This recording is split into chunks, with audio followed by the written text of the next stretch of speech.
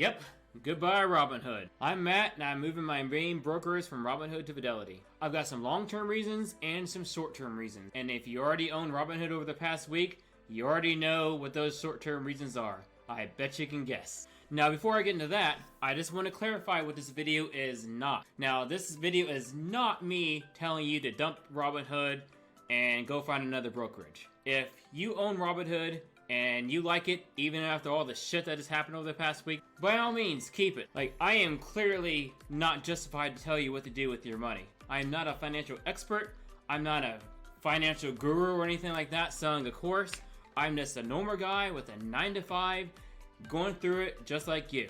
Just a black guy with a nerdy voice and a stutter. But I am a guy with an opinion.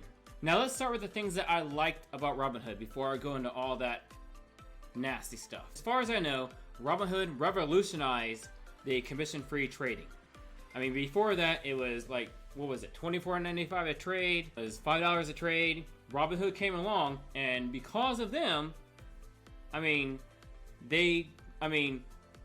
is free. I mean, Robinhood has a simplified interface, which makes investing easy, and makes it appealing, and makes it really easy for new investors to get into the game.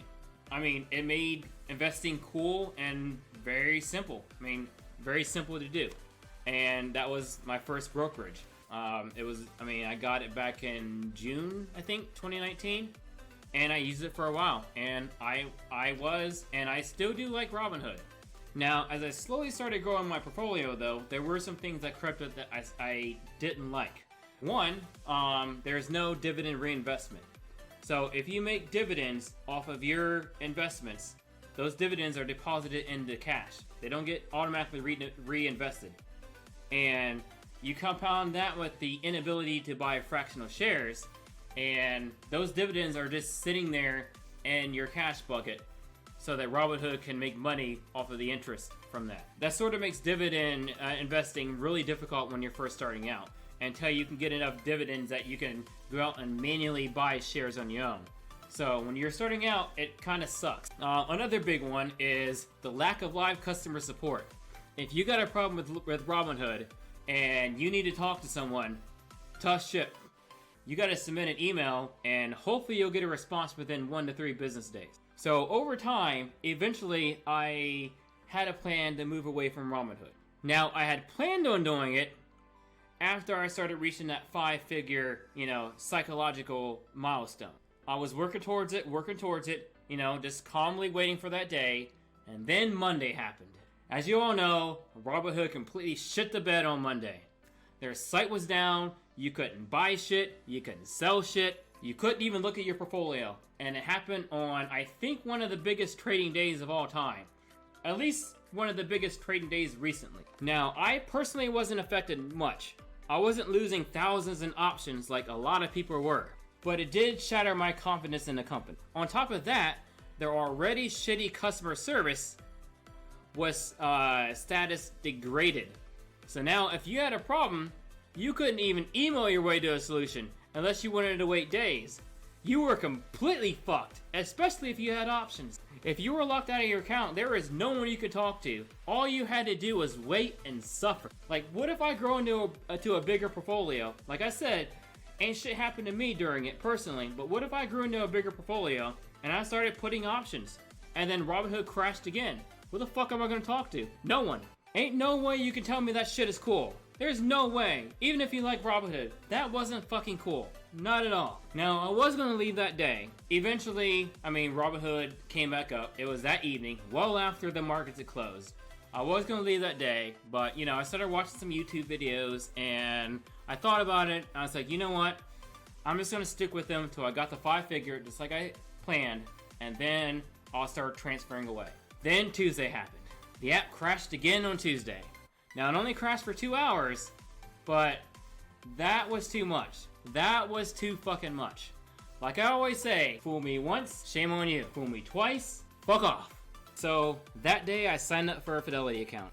Later, right after I signed up, I started the asset transfer. Now, it's supposed to be done by next Friday. It depends on how quick Robinhood actually does the transfer. I just got the email alert today that it started. So I'm on my way, Fidelity. Now, what do I like about Fidelity? Why did I choose Fidelity? Well, for starters, it was recommended by Jeremy from Financial Education. So I started looking into it. Fidelity has been around since 1946, so it's been around through some shit. So I'm fairly confident it has seen its fair share of crashes and volatility and has the infrastructure to be able to handle it. Now, let's say it doesn't. Well, at that point, guess what? I can pick up a phone and talk to a human. Let me repeat that. I can pick up a phone and talk to a human. Mind-blowing, isn't it? And if that doesn't work, guess what? I can get in my car and drive to an actual Fidelity building. So yeah, I checked out Fidelity. I liked it. Fidelity does fractional shares. It does dividend reinvestment. So I do believe it is a smarter place to park my money long term. And thanks to Robinhood, we still gotta give credit where credit's due. There is no commission on trades, so I can trade for free. Now, on top of that, I did learn another lesson. So even though Fidelity, I think is gonna be awesome, I still need a backup broker. Now, I'm obviously not picking Robinhood again, but I still need a backup brokerage with cash in it, just in case Fidelity's app happens to be down or whatever. I need to make there's a deal in the market that I need to make literally right now. I can make it on the backup brokerage, and maybe at a later date, I could transfer the assets to Fidelity. I'm looking into different options for that. Maybe M1 Finance or Rebull. I don't know yet. I am meeting with a financial coach later just to go over shit and make sure I'm in the right mindset.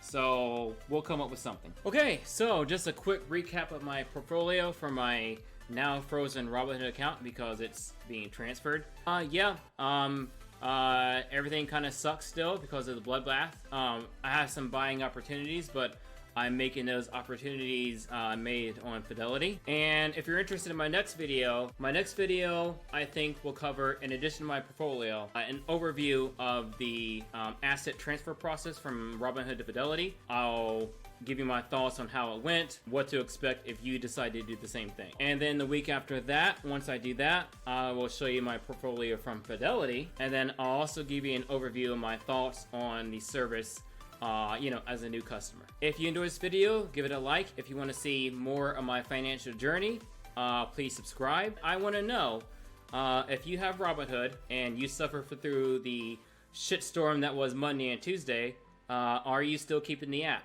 And if you're still keeping the app, I'd like to know why. So on that note, thank you, have a good day, and eat your vegetables.